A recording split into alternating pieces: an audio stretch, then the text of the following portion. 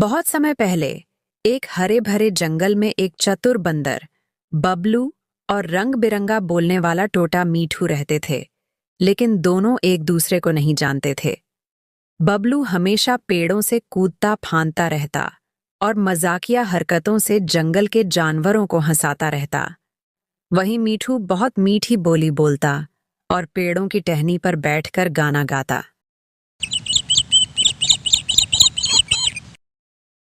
एक दिन जंगल में एक शिकारी आया।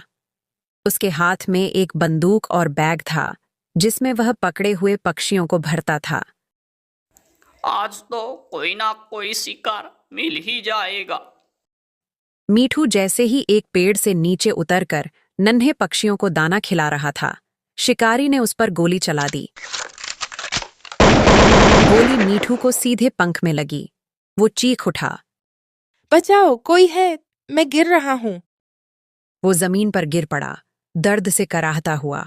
आसपास कोई नहीं था, पर बबलू दूर से ये सब देख रहा था। बबलू की बहादुरी। बबलू तुरंत नीचे कूदा, पत्तों को हटाया और मीठू के पास पहुंचा। वह बोला, अरे भाई, तू तो घायल हो गया, पर चिंता मत कर, मैं हूं ना। बबलू ने मीठू को अपनी गोद में उठाया और झाड़ियों के पीछे छुपा दिया ताकि शिकारी उसे ना देख सके। फिर वो तेजी से पास की नदियां से पानी लाया, कुछ औषधीय पत्ते ढूंढे और मीठू के पंख पर पट्टी बांधी। मीठू की आंखों में आंसू थे। वो बोला, तुमने मेरी जान बचाई, मैं तुम्हारा एहसान कभी नहीं भूलूंगा। बबलू मुस्कुराया।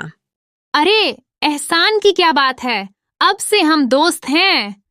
मीठू अब उड़ नहीं सकता था, लेकिन बबलू हर दिन उसके लिए फल लाता, उसे कहानियां सुनाता, गुदगुदी करता और हंसाता। धीरे धीरे मीठू ठीक हो गया, लेकिन अब वो उड़ना भूल गया था।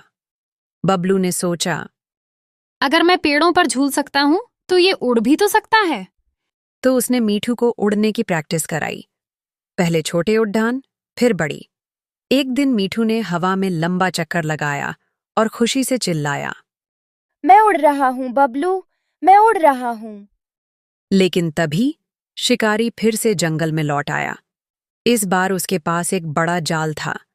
जैसे ही वह जाल फेंकने वाला था, मीठू ने बबलू को इशारा किया। बबलू ने तुरंत पेड़ से फल गिराए जो शिकारी के सिर पर लगे।